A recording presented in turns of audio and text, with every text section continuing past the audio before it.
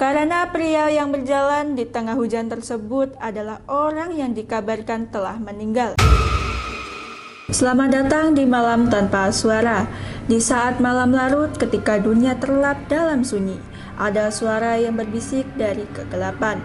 Disinilah kisah-kisah mistis, kutukan, dan rahasia gaib yang selalu akan menemani langkahmu di dalam kegelapan.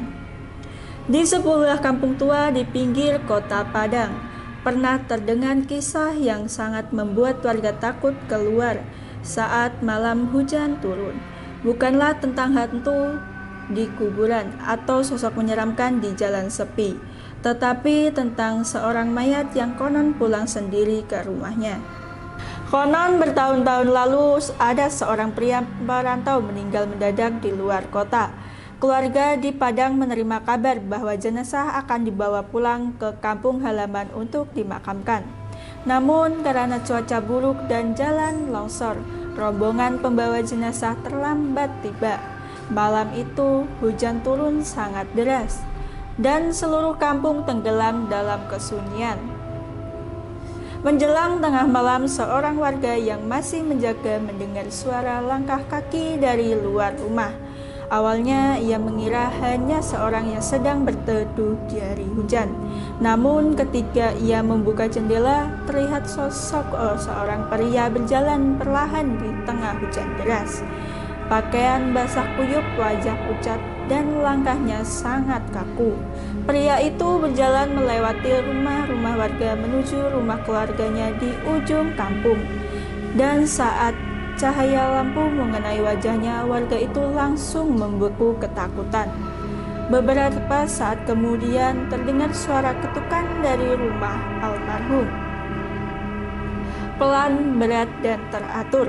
Keluarga yang berada di dalam rumah saling berpandangan karena mereka tahu jenazah belum tiba. Namun kutukan itu terus terdengar, dan ketika pintu bertahan dibuka, tidak ada siapa-siapa di luar, hanya jejak kaki basah yang mengarah ke ruang tengah rumah. Dan di ujung ruangan terlihat sosok pria pucat berdiri diam sambil menatap keluarganya. Tubuh basah oleh hujan, matanya kosong dan mulutnya perlahan tersenyum. Keesokan paginya, rombongan pembawa jenazah akhirnya tiba di kampung halamannya, dan keluarga langsung menyadari sesuatu yang saat membuat mereka ketakutan. Pakaian yang dikenakan jenazah di dalam keranda sama persis dengan sosok yang datang malam sebelumnya. Hingga sekarang, kisah tentang mayat yang pulang sendiri ke kampung itu masih diceritakan di warga sekitar. Karena mereka percaya ada orang-orang yang bahkan setelah meninggal masih ingin pulang untuk terakhir kalinya.